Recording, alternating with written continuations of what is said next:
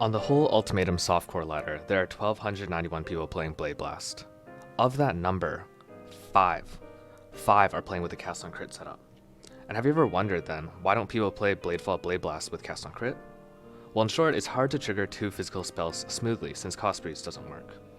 My build gets around this though by using Ngamahu's Flame, and it's something I've been workshopping for about 2 years. That top line, the 20% chance to trigger Molten Burst, drops 3 small balls sometimes when you hit with a melee attack.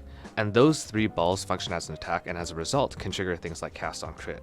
And there are very few triggers in this game that can trigger further in the game, but this is one of them. So essentially, I'm running a 6-link cast on crit setup in my chest and a pseudo 8-link cast on crit in my weapon. And this is an insane usage of sockets that most other builds just can't get when they use double 6-link setups, right? When you think about a double 6-link setup, normally one might be for AoE, one might be for single target, or using them separately. My build essentially leverages all 14 simultaneous links at the same time, which leads to some pretty crazy damage on a relatively cheap setup, as you can see from these clips, right? So why haven't people done this in the past? Because it seems fairly intuitive, in a sense. Well, there's at least 3 main ways. One is that there's not really a good way to leverage the inconsistent attack speed from Molten Balls, but Bladefall Blade Blast gets around this because you don't actually always need to be triggering Blade Blast, right? You just need to do it when you get 40 blades on the ground. The second thing is that reaching crit cap is pretty difficult with Ngamahu's Flame. So axes have a base crit of 5%, which means that scaling that to 100 takes a lot of investment. And the third thing, which is sort of subsidiary to the crit cap challenge, is reaching the accuracy threshold. And you need to get 100% accuracy, otherwise you won't be critting very often. So the way that I do this in this build is with the only other core item called Ephagon. And Ephagon, what it does is that hits can't be evaded if your enemies that you're hitting are blinded. And this allows us to completely bypass the accuracy requirement of cast on crit as long as we have a source of blind. And it also gives me some fire penetration, which is pretty useful. So this build clocks in at around 50 to 100 million DPS after the initial ramp up about half a second for everything to start dropping. And there's a ton of defensive layers going on, including 2 major unconventional ones that I want to highlight. One is that you have permanent AoE blind, and I think this is super underrated. For one, it's great when mapping, obviously, but also against any boss that's attack based, it's super helpful. So Chimera, Minotaur, etc. The second thing is I have about 2400 life gain on hit, and that's basically old school Volpack instant leech levels of recovery. So what I'll do is I'll actually go over the tree, gear, and gems that I'm using personally, but then I'll show you the budget spec that I've lined up. So the tree looks like any sort of, assassin glass cannon tree that's using Corrupted Soul with Glorious Vanity and Doriani's. My cluster jewels aren't anything special, although I do take Doriani's lesson again because I have no other source of leech. And this Watcher's Eye is pretty cool because it gives me the life gain on hit that I was referencing earlier. There's just so many attacks going out every second, so I think you get a lot of value from that. I get my energy shield leech from this node, and then otherwise I'm taking damage and life across the tree. This Unnatural Instinct is just a expensive option, but you really don't need it. And then these medium clusters are super unimportant actually, and I probably would be better off getting rid of them. And just using these 3 prop jewels with multi-life resistances and maybe attack speed or crit with 200 melee weapons, because those are also really useful stats for cast on crit.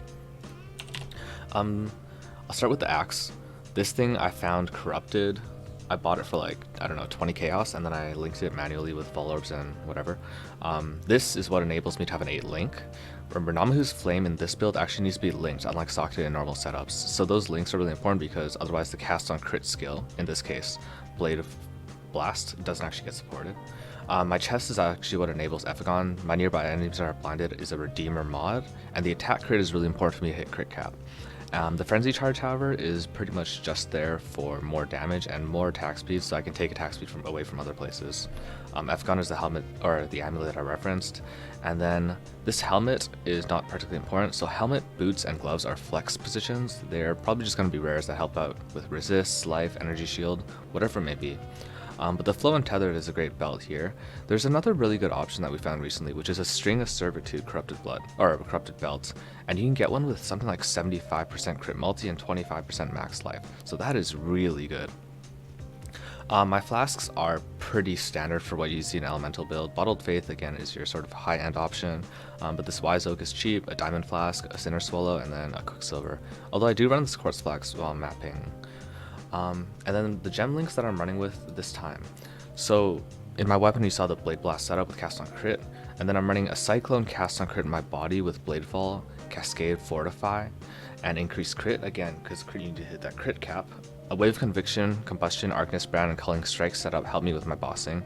And then my Flame Dash, Arcane Surge, Steel Skin, Inspiration are actually all linked together.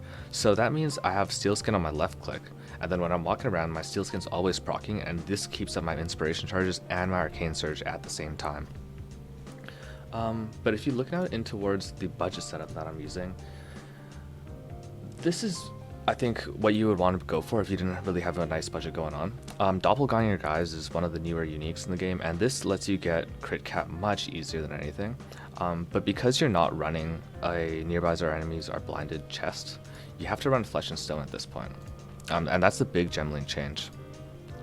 Otherwise, a lot of the items are the same because they're not expensive to begin with. And I've just changed all the jewels to 2-prop jewels, gotten rid of the Watcher's Eye, and taken out Bottled Faith. And you can see that the damage when you're hitting with 40 blades, which you almost always will be, is still pretty good, right? Still clocking around 10 million. Other than that though, I don't think there's much I want to change with this build going forward. I think this is pretty much the locked final version of this build. It's fairly tanky. I've done some swaps out. If you find that you're lacking damage, you can swap out this Fortify with like another Inspiration or Fire Penetration, but what I've noticed is that the clear is so great, and the single target is so bolstered by this Blade Blast that at the end of the day, all there's really left to do is to layer on more defenses and, you know, just hope to survive.